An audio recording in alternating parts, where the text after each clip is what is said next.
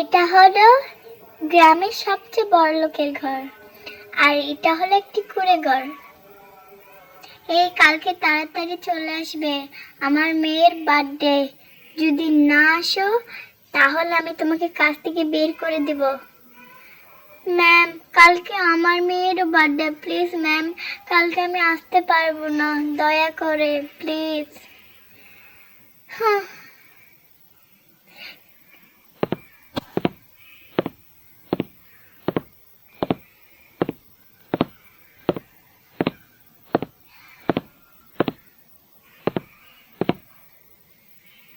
বেটু তাড়াতাড়ি উঠো। কি হলো, তাড়াতাড়ি উঠো।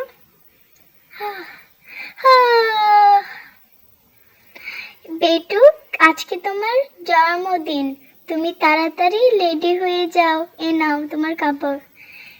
মা, তুমি আমার জন্মদিন মনে রেখেছো, ইয়ে, ধন্যবাদ আমার প্রিয় মা। মা, আমি এই ড্রেসটা অনেক পছন্দ হয়েছে।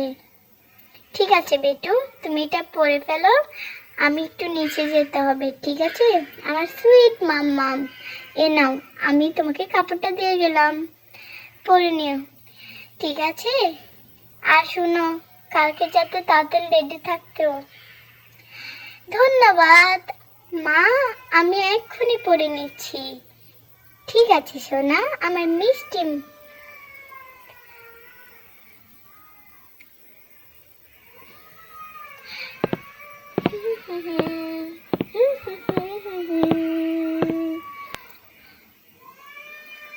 মা, আজকে আমার জন্মদিন, তুমি আমার জন্য কেক আনোনি, আমার খুব খারাপ লাগছে মা। তুমি কি আমার জন্মদিন ভুলে গেছো? না বেটু, আমি তোমার জন্মদিন ভুলিনি, আমরা তো গরিব, আমার থেকে টাকাও নেই। আমি জানি না, আমাকে যে করে হোক জন্মদিন করো মা। কেঁদো না আমার সোনা মা, আমি দেখি কিছু করা যায় কিনা।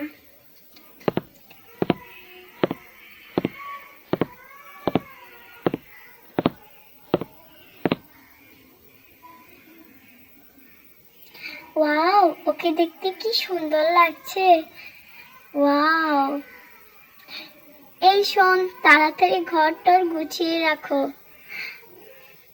আর যাতে কোনো খামখেয়ালি না হয়, ঠিক আছে। আমার একমাত্র প্রিন্সেসের বার্থডে। ঠিক আছে ম্যাম, আমি সব ঠিক করে দিচ্ছি। ম্যাম, তুমি আমাকে কেন ডেকে এনেছো কেন মামুনি? শোনো, তোমার জন্য আমি একটা ড্রেস এনেছি, আমি তোমাকে পরিয়ে দিই, তুমি এটা দেখো তোমার পছন্দ হয়েছে কিনা, দেখো। ওয়াও, কি সুন্দর দেখতে।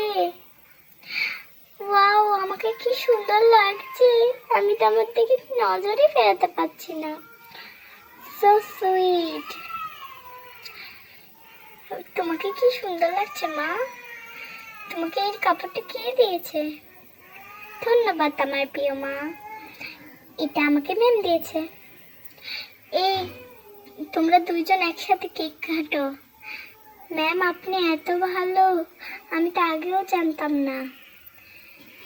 Happy birthday Roza, happy birthday Jannat, happy birthday to you, happy birthday to you.